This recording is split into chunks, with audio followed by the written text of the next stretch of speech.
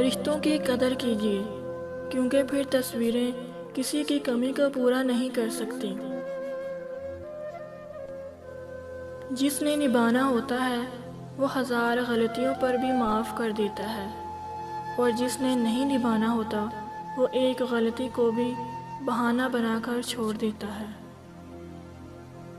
امید صرف اتنی روشنی رکھتی ہے کہ راہ دکھائی دیتی ہے، توقع ایسا الاؤ سلگاتی ہے کہ آنکھیں چدیا جاتی ہیں۔ لوگ یہ نہیں جانتے کہ قیامت والے دن اس کے ساتھ کیا ہوگا، لیکن یہ ضرور جانتے ہیں کہ دوسروں کے ساتھ کیا ہوگا۔ جو لوگ سچے ہوتے ہیں وہ تہذیب کے دائرے کا لحاظ کرنا بھی جانتے ہیں اور صبر کے گھونٹ پینا بھی۔ توبہ قبول ہونے کی بڑی نشانی یہ ہے کہ اس کے بعد انسان کا دل گناہ سے ہٹ جاتا ہے۔ کسی کی بدتمیزی سے مت گھبرائیں، وہ بس اپنا تعارف کرواتے ہیں۔ سمجھداری اسی میں ہے کہ آپ انہیں پہچان کر آگے چل دیں۔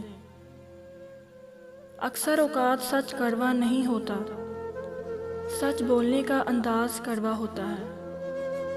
ہم سچ بولنے کے ساتھ ساتھ دراصل دوسروں کو ذلیل کر رہے ہوتے ہیں اور توقع رکھتے ہیں کہ ہماری ذلیل کرنے کی حرکت کو صرف سچ ہی سمجھا جائے۔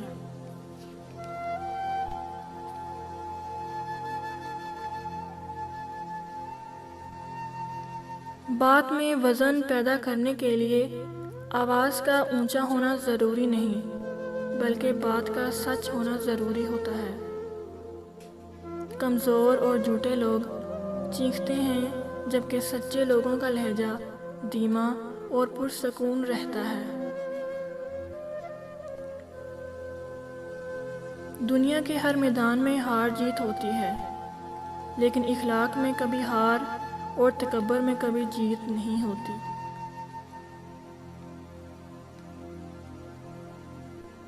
طنز اور بحث سے رشتے کمزور ہو جاتے ہیں، لہٰذا اپنوں سے کبھی بھی ایسی لڑائی نہ لڑنا کہ لڑائی تو جیت جاؤ لیکن اپنوں کو ہار جاؤ۔